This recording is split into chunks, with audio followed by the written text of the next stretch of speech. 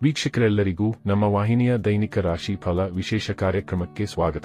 ಇವತ್ತಿನ ಈ ವಿಡಿಯೋದಲ್ಲಿ ನಾವು ವರ್ಷ 2025 ರ ಮೇ ತಿಂಗಳಿನ 9 ಮತ್ತು 10ನೇ ತಾರೀಕಿನ ದಿನಗಳದನು ರಾಶಿಯ ದೈನಿಕ ಫಲಗಳನ್ನು ತಿಳಿದುಕೊಳ್ಳಲಿದ್ದು, ಇಲ್ಲಿ ಈ ದಿನಗಳು ಧನು ರಾಶಿಯ ಜಾತಕದವರ ಪಾಲಿಗೆ ಹೇಗೆ ಸಾಬೀತಾಗಲಿವೆ, ಜೊತೆಗೆ ಈ ದಿನಗಳಂದು ಗ್ರಹ ನಕ್ಷತ್ರಗಳ ಸ್ಥಿತಿಗತಿಗಳು ಹೇಗಿರಲಿವೆ ಮತ್ತು ಇವುಗಳ ಪ್ರಭಾವ ಇಲ್ಲಿ ಧನು ರಾಶಿಯ ಜಾತಕದವರ ಪಾಲಿಗೆ ಹೇಗೆ ಸಾಬೀತಾಗಲಿದೆ ಅನ್ನೋದೆಲ್ಲವನ್ನ ಇಲ್ಲಿ ವಿಸ್ತಾರ ರೂಪದಲ್ಲಿ ತಿಳಿದುಕೊಳ್ಳೋಣ.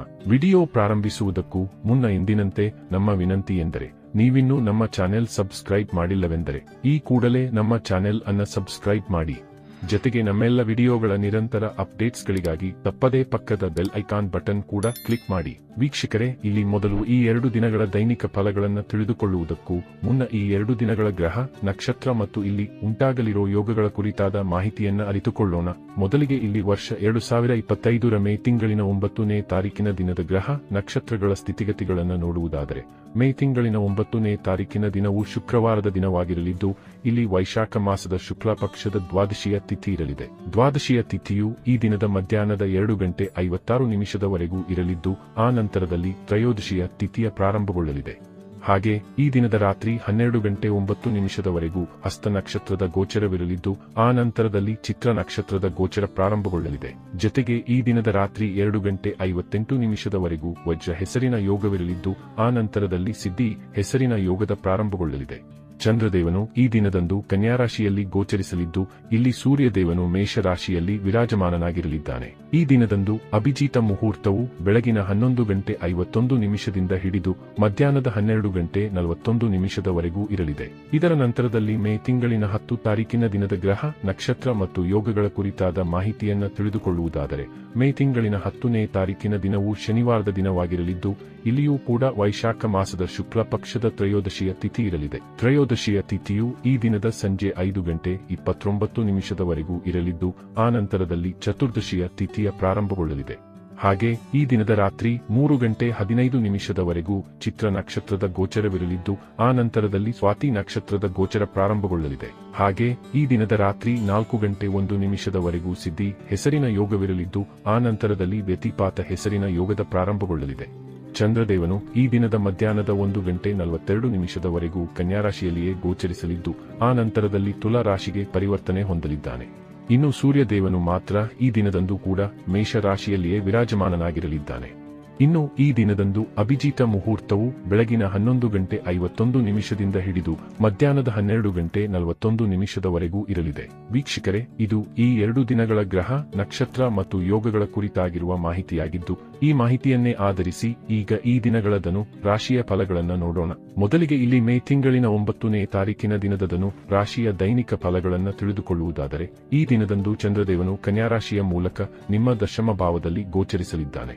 ಆದರೆ ಇಲ್ಲಿ ನಿಮ್ಮ ದಶಮ ಭಾವದಲ್ಲಿ ಈ ಮೊದಲಿನಿಂದಲೇ ಕೇತುವಿನ ಉಪಸ್ಥಿತಿಯೂ ಇರಲಿದ್ದು, ಹೀಗಾಗಿ ಇಲ್ಲಿ ಈ ದಿನದಂದು ಚಂದ್ರ ಕೇತುವಿನ ಗ್ರಹಣ ದೋಷದ ನಿರ್ಮಾಣವಾಗಲಿದೆ. ಇದರಿಂದಾಗಿ ಇಲ್ಲಿ ಈ ದಿನದಂದು ನಿಮಗೆ ಇಚ್ಛಿತ ಫಲಗಳು ಲಭಿಸದೇ ಹೋಗಬಹುದಾಗಿವೆ. ಅಂದರೆ ಇಲ್ಲಿ ಈ ದಿನವು ನಿಮ್ಮ ಪಾಲಿಗೆ ಒಂದಿಷ್ಟು ವಿರೋಧಾಭಾಸದಿಂದ ಕೂಡಿರಬಹುದಾಗಿದೆ. ಹೀಗಾಗಿ ಈ ವಿಶೇಷ ದಿನದಂದು ಹೊಸ ಹೂಡಿಕೆಯಿಂದ ನೀವು ದೂರವಿರಬೇಕು. ವಿಶೇಷವಾಗಿ ಈ ದಿನದಂದು ನೀವು ನಿಮ್ಮ ಕ್ರೋಧದ ಮೇಲೂ ನಿಯಂತ್ರಣವನ್ನ ಹೊಂದಿರಬೇಕು. ಇಲ್ಲಿ ಪರಿವರ್ತನೆಗೂ ಈ ಸಮಯ ಉಚಿತವಾಗಿ ಸಾಬೀತಾಗಲಾರದು. ಇಲ್ಲಿ ಸ್ಟಾಕ್ ಮಾರ್ಕೆಟ್ ಮತ್ತು ಕಮೋಡಿಟಿ ಸೆಕ್ಟರ್ನಿಂದಲೂ ನೀವು ದೂರವಿರುವುದೇ ಉತ್ತಮವಾಗಿರಲಿದೆ. ಇಲ್ಲಿ ನಿಮ್ಮ ಮನಸ್ಸಿನಲ್ಲಿ ಏನಾದರೂ ಗೊಂದಲಗಳು ಕೂಡ ಮನೆ ಮಾಡಿರಲಿವೆ. ಅಂದರೆ ಇಲ್ಲಿ ನಿಮಗೆ ಕನ್ಫ್ಯೂಷನ್ನ ಸ್ಥಿತಿ ಕಂಡು ಬರಲಿದೆ. ಇಲ್ಲಿ ಪರಿಣಾಮಕಾರಿಯಾಗಿರುವ ನಿರ್ಧಾರಗಳನ್ನು ಕೈಗೊಳ್ಳುವ ಕ್ಷಮತೆಯಲ್ಲಿಯೂ ಕೊರತೆ ಕಂಡು ಬರಲಿದೆ. ಇಲ್ಲಿ ನಿಮ್ಮವರ ಸಂಬಂಧದ ಕುರಿತಾಗಿರುವ ಬೇಜವಾಬ್ದಾರಿತನ ಅಥವಾ ನಿಮ್ಮವರ ಸಂಬಂಧದಲ್ಲಿ ವಿಷಮತೆ ಉಂಟಾಗುವುದು ಕೂಡ ಆಗಬಹುದಾಗಿದೆ. ಈ ದಿನದಂದು ನೀವು ಇನ್ನೊಬ್ಬರ ತಪ್ಪುಗಳನ್ನೇ ಗುರುತಿಸಲಿದ್ದು, ಅವರಲ್ಲಿರುವ ಒಳ್ಳೆಯತನವನ್ನ ಮರೆಯಲಿದ್ದೀರಿ. ಹೀಗಾಗಿ ಇಲ್ಲಿ ನೀವು ಈ ತಪ್ಪುಗಳಿಂದ ಹೊರಬರಬೇಕಿದ್ದು, ಇಲ್ಲದೆ ಹೋದಲ್ಲಿ ನಂತರದಲ್ಲಿ ಪಶ್ಚಾತ್ತಾಪ ಪಡಬೇಕಾಗುವುದು. ಇಲ್ಲಿ ವಿದ್ಯಾರ್ಥಿಗಳಿಗೂ ಮಿಶ್ರ ಫಲಗಳ ಪ್ರಾಪ್ತಿ ಉಂಟಾಗಲಿದೆ. ಆದರೆ ಇಲ್ಲಿ ಲವ್ ರಿಲೇಶನ್ಶಿಪ್ ಮತ್ತು ಮ್ಯಾರಿಡ್ ಲೈಫ್ನಲ್ಲಿ ಮಾತ್ರ ನೀವು ಹೇಗೆ ನಡೆದುಕೊಳ್ಳುವಿರೋ ಅದೇ ರೀತಿಯ ಫಲಗಳನ್ನು ಪಡೆದುಕೊಳ್ಳಬಹುದಾಗಿದೆ. ಇಲ್ಲಿ ನಿಮಗೆ ವಿನಾಕಾರಣದ ಖರ್ಚುಗಳು ಕೂಡ ಅಧಿಕವಾಗಿರಲಿವೆ. ಇಲ್ಲಿ ಉಂಟಾಗಲಿರುವ ಕೆಲ ಖರ್ಚುಗಳು ನಿಮ್ಮ ಆರ್ಥಿಕ ಸ್ಥಿತಿಯನ್ನೇ ಬುಡಮೇಲು ಮಾಡಬಹುದಾಗಿವೆ. ಹೀಗಾಗಿ ಈ ಸಂಬಂಧವು ನೀವು ಎಚ್ಚರಿಕೆ ಹೊಂದಿರಬೇಕು. ಇಲ್ಲಿ ಯಾತ್ರೆಗಳ ಯೋಗವಿರಲಿದೆಯಾದರೂ ಯಾತ್ರೆಗಳನ್ನು ಸಹ ಜಾಗ್ರತೆಯ ಪೂರ್ವಕ ಕೈಗೊಳ್ಳಬೇಕು. ಆದರೆ ಈ ದಿನದಂದು ರೂಪುಗೊಳ್ಳಲಿರುವ ವಿಪರೀತ ರಾಜಯೋಗದ ಕಾರಣ ನಿಮಗೆ ಗುಪ್ತ ಧನದ ಪ್ರಾಪ್ತಿ ಉಂಟಾಗಲಿದೆ.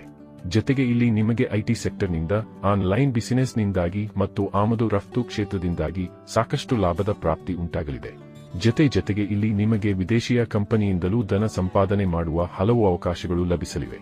ಅಲ್ಲದೆ ಇಲ್ಲಿ ನೀವು ಈ ಹಿಂದೆ ಮಾಡಿದ್ದ ಹೂಡಿಕೆಗಳು ಕೂಡ ಲಾಭದಾಯಕವಾಗಿ ಸಾಬೀತಾಗಲಿವೆ. ಇನ್ನು ಇದರ ನಂತರದಲ್ಲಿ ಮೇ ತಿಂಗಳಿನ 10ನೇ ತಾರೀಕಿನ ದಿನದಂದು ರಾಶಿಯ ದೈನಿಕ ಫಲಗಳ ಕುರಿತಾಗಿ ತಿಳಿದುಕೊಳ್ಳುವುದಾದರೆ, ಈ ದಿನದಂದು ಚಂದ್ರದೇವನು ಮಧ್ಯಾಹ್ನದವರೆಗೂ ನಿಮ್ಮ ದಶಮ ಭಾವದಲ್ಲಿಯೇ ಗೋಚರಿಸಲಿದ್ದು, ಆ ನಂತರದಲ್ಲಿ ತುಲಾರಾಶಿಯ ಮೂಲಕ ನಿಮ್ಮ ಲಾಭ ಭಾವದಲ್ಲಿ ಗೋಚರಿಸಲಿದ್ದಾನೆ. ಆದಾಗ್ಯೂ ಇಲ್ಲಿ ಈ ದಿನದ ಮಧ್ಯಾಹ್ನದವರೆಗೂ ನಿಮಗೆ ಗ್ರಹಣ ದೋಷದ ಪ್ರಭಾವಗಳು ಸಹ ಬಾಧಿಸಬಹುದಾಗಿವೆ. ಆದರೆ ಇಲ್ಲಿ ಮಧ್ಯಾಹ್ನದ ನಂತರದಲ್ಲಿ ಸಮಯ ನಿಮಗೆ ಭರಪೂರ ಶುಭ ಫಲಗಳನ್ನು ಖಂಡಿತ ಕರುಣಿಸಲಿದೆ. ಇಲ್ಲಿ ಮಧ್ಯಾಹ್ನದ ನಂತರದ ಸಮಯದಲ್ಲಿ ನಿಮಗೆ ಮಹಾಲಕ್ಷ್ಮಿ ಮಾತೆಯ ವಿಶೇಷ ಕೃಪೆಯೂ ಕೂಡ ಲಭಿಸಬಹುದಾಗಿದೆ. ಇಲ್ಲಿ ಮಧ್ಯಾಹ್ನದ ನಂತರದಲ್ಲಿ ನಿಮ್ಮ ಜೀವನದಲ್ಲಿ ಇದ್ದ ಕೊರತೆ ಅಥವಾ ಕೊರಗು ಕೂಡ ನೀಗಬಹುದಾಗಿದೆ. ಅಂದರೆ ಇಲ್ಲಿ ನಿಮ್ಮ ಅಪೂರ್ಣ ಇಚ್ಛೆಯ ಪೂರ್ತಿಯೂ ಕೂಡ ಉಂಟಾಗಲಿದೆ. ಈ ದಿನದ ಮಧ್ಯಾಹ್ನದ ನಂತರದಲ್ಲಿ ಭಾಗ್ಯದ ಭರಪೂರ ಸಹಕಾರವೂ ಕೂಡ ನಿಮಗೆ ಲಭಿಸಲಿದ್ದು, ಇಲ್ಲಿ ನಿಮಗೆ ಸ್ಟಾಕ್ ಮಾರ್ಕೆಟ್, ಕಮೋಡಿಟಿ ಸೆಕ್ಟರ್ನಿಂದಲೂ ಭರಪೂರ ಆದಾಯದ ಪ್ರಾಪ್ತಿ ಉಂಟಾಗಲಿದೆ. ಜತೆಗೆ ಇಲ್ಲಿ ನಿಮ್ಮ ಸರ್ಕಾರಿ ಕಾರ್ಯಗಳಲ್ಲಿ ಉಂಟಾಗಿದ್ದ ಅಡೆತಡೆಗಳು ಕೂಡ ದೂರವಾಗಲಿದ್ದು, ಇಲ್ಲಿ ನಿಮ್ಮ ಸರ್ಕಾರಿ ಕಾರ್ಯಗಳು ಸರಾಗವಾಗಿ ಮುನ್ನಡೆಯಲಿವೆ. ಸರ್ಕಾರಿ ಕಾರ್ಯದಲ್ಲಿರುವ ಜಾತಕದವರಿಗೆ ಇಲ್ಲಿ ಅತಿರಿಕ್ತ ಲಾಭದ ಪ್ರಾಪ್ತಿಯೂ ಕೂಡ ಉಂಟಾಗಲಿದೆ. ಇಲ್ಲಿ ರಾಜಕೀಯ ಕ್ಷೇತ್ರದಲ್ಲಿರುವ ಜಾತಕದವರ ಪಾಲಿಗೂ ಸಮಯ ಅತ್ಯಂತ ವಿಶೇಷವಾಗಿ ಕಂಡು ಬರಲಿದ್ದು, ಇಲ್ಲಿ ನಿಮ್ಮ ಮಾನ ಪ್ರತಿಷ್ಠೆಯಲ್ಲಿ ವೃದ್ಧಿ ಉಂಟಾಗಲಿದೆ. ಹಾಗೆ ಈ ದಿನದ ಮಧ್ಯಾಹ್ನದ ನಂತರದಲ್ಲಿ ನಿಮಗೆ ರಾಜಕೀಯದ ಪ್ರಮುಖ ಜವಾಬ್ದಾರಿಯೊಂದು ಕೂಡ ಲಭಿಸಲಿದ್ದು, ಈ ಸಂಬಂಧ ನಿಮಗೆ ಅತೀವ ಸಂತಸವೂ ಕೂಡ ಉಂಟಾಗಲಿದೆ. ಈ ದಿನದ ಮಧ್ಯಾಹ್ನದ ನಂತರದ ಸಮಯ ಅತ್ಯಂತ ವಿಶೇಷವಾಗಿರಲಿದ್ದು, ಇಲ್ಲಿ ನಿಮ್ಮ ವ್ಯಾಪಾರ ಮತ್ತು ನೌಕರಿಯಲ್ಲಿ ಏನಾದರೊಂದು ಸಕಾರಾತ್ಮಕ ಬೆಳವಣಿಗೆ ಉಂಟಾಗಲಿದ್ದು, ಇದು ನಿಮ್ಮ ಸಂತಸಕ್ಕೆ ಇಲ್ಲಿ ಕಾರಣವಾಗಿರಲಿದೆ. ಇಲ್ಲಿ ವಿಶೇಷವಾಗಿ ಯಾರು ಆಮದು ರಫ್ತು ಕ್ಷೇತ್ರದಲ್ಲಿ ತೊಡಗಿರುವರೋ, ಯಾರು ವಿದೇಶಿಯ ಕಂಪನಿಯಲ್ಲಿ ಕಾರ್ಯನಿರ್ವಹಿಸುತ್ತಲಿರುವರೋ ಅವರಿಗೂ ಅತ್ಯಧಿಕ ಲಾಭದ ಪ್ರಾಪ್ತಿ ಉಂಟಾಗಲಿದೆ. ಇಲ್ಲಿ ನಿಮ್ಮ ಶಾರೀರಿಕ ಪ್ರಬಲತೆಯೂ ಕೂಡ ಸದೃಢವಾಗಿರಲಿದ್ದು, ದೈಹಿಕ ಮತ್ತು ಮಾನಸಿಕ ರೂಪದಲ್ಲಿ ನೀವು ಅತ್ಯಂತ ಸದೃಢತೆಯನ್ನು ಅನುಭವಿಸಬಲ್ಲವರಾಗಿ ಕಂಡುಬರಲಿದ್ದೀರಿ. ಇಲ್ಲಿ ನಿಮಗೆ ಪರಿವಾರ ಸಂಬಂಧಿಯೂ ಸಮಯ ಮೀಸಲಿಡಲು ಸಾಧ್ಯವಾಗಲಿದ್ದು, ಪರಿವಾರದೊಂದಿಗೆ ವಿಹರಿಸುವ ಅವಕಾಶದ ಪ್ರಾಪ್ತಿಯೂ ಕೂಡ ಉಂಟಾಗಬಹುದಾಗಿದೆ.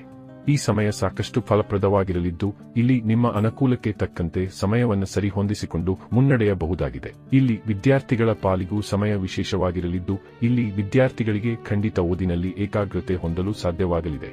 ಇಲ್ಲಿ ಮಧ್ಯಾಹ್ನದ ನಂತರದ ಸಮಯ ಖಂಡಿತ ನಿಮ್ಮ ಸಂಬಂಧಗಳ ದೃಷ್ಟಿಯಿಂದಲೂ ಅತ್ಯಂತ ವಿಶೇಷವಾಗಿರಲಿದ್ದು, ಸಂಬಂಧಗಳ ಮಧ್ಯದಲ್ಲಿನ ಪ್ರೇಮ ಮತ್ತು ವಿಶ್ವಾಸದ ವೃದ್ಧಿ ಉಂಟಾಗಲಿದೆ. ಇಲ್ಲಿ ನಿಮ್ಮಿಂದ ದೂರವಾಗಿದ್ದು ಸಂಬಂಧವೊಂದು ಈಗ ಮತ್ತೆ ನಿಮ್ಮೊಂದಿಗೆ ಬೆಸೆದುಕೊಳ್ಳಲು ಬಹುದಾದ ಸಾಧ್ಯತೆ ಖಂಡಿತ ಇರಲಿದೆ. ಒಟ್ಟಾರೆಯಾಗಿ ಇಲ್ಲಿ ಈ 2 ದಿನಗಳು ನಿಮ್ಮ ಪಾಲಿಗೆ ಲಾಭದಾಯಕವಾಗಿ ಸಾಬೀತಾಗಲಿದ್ದು, ತಪ್ಪದೇ ಈ ಸಮಯದ ಸದುಪಯೋಗ ಪಡೆದುಕೊಂಡು ಮುನ್ನಡೆಯಬೇಕು.